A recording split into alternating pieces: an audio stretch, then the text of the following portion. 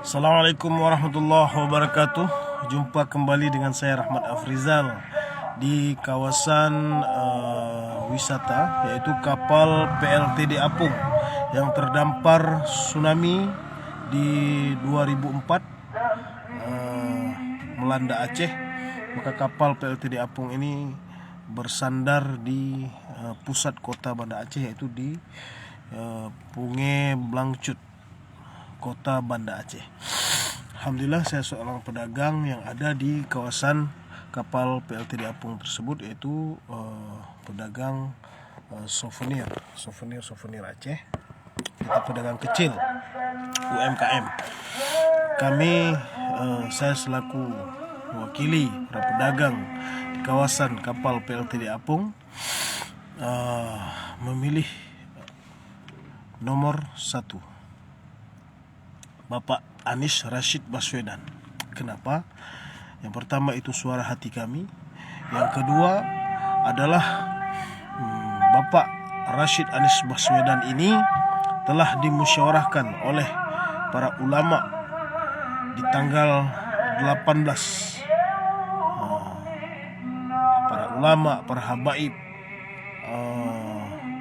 tokoh-tokoh Islam, mereka telah bermusyawarah dan mengambil ijtihad untuk memilih pasangan nomor 1, yaitu Bapak Anies Rashid Baswedan dan Bapak Muhaimin Iskandar. Alhamdulillah, menurut saya, kita selaku orang awam, kita ikut saja apa kata ulama. Karena ulama ini adalah satu lentera lampu yang bersinar. Mereka ini dengan berbagai kajian, ijtihad, sehingga mereka ambil satu kesimpulan, dan insya Allah saya sangat mendukung apa yang ulama telah putuskan. Karena kenapa? Di kehidupan hal-hal pribadi saja kita bertanya kepada ulama. Di saat kita mau akad nikah, kita datang kepada ulama. Di saat kita di keluarga ada yang meninggal, kita datang kepada ulama. Bagaimana tentang kehidupan, ada pembagian harta warisan, kita tanya kepada ulama. Semua hal-hal itu adalah hal-hal yang penting yang ada di kehidupan kita keseharian. Semua kita bertanya kepada ulama. Karena kenapa? Mereka telah punya ilmu tentang perkara tersebut. Untuk memilih pemimpin, apalagi yang memimpin kita, negara Indonesia ini, adalah perkara yang sangat besar. Maka perkara yang besar tidak bisa kita langsung kita yang cari ataupun kita lihat karena kesemangatan. Tetapi hadirin mulia, kita harus rujuk bagaimana pendapat ulama.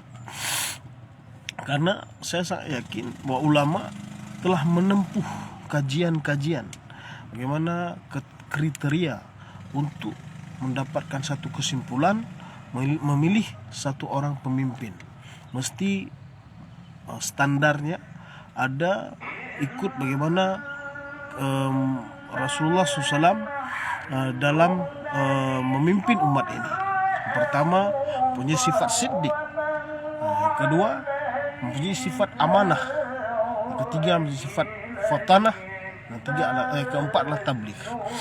Hadirin muliakan Allah SWT, mudah-mudahan kita sebagai penduduk Indonesia yang sangat cinta kepada negaranya, kita harus memilih pemimpin yang betul-betul memerhatikan diri kita, bahkan untuk keseluruhan rakyat Indonesia. Maka atas peristiwa itu, maka kita harus lihat bagaimana ulama mengambil satu kesimpulan. Di sini hadirin mulia, ulama-ulama yang telah bergabung memberi dukungan, salah satu Al-Mukarram Ustaz Somad, ada Buya Yahya, Ustaz, banyak sekali. Hadirin mulia, mudah-mudahan barakah insyaallah. Assalamualaikum.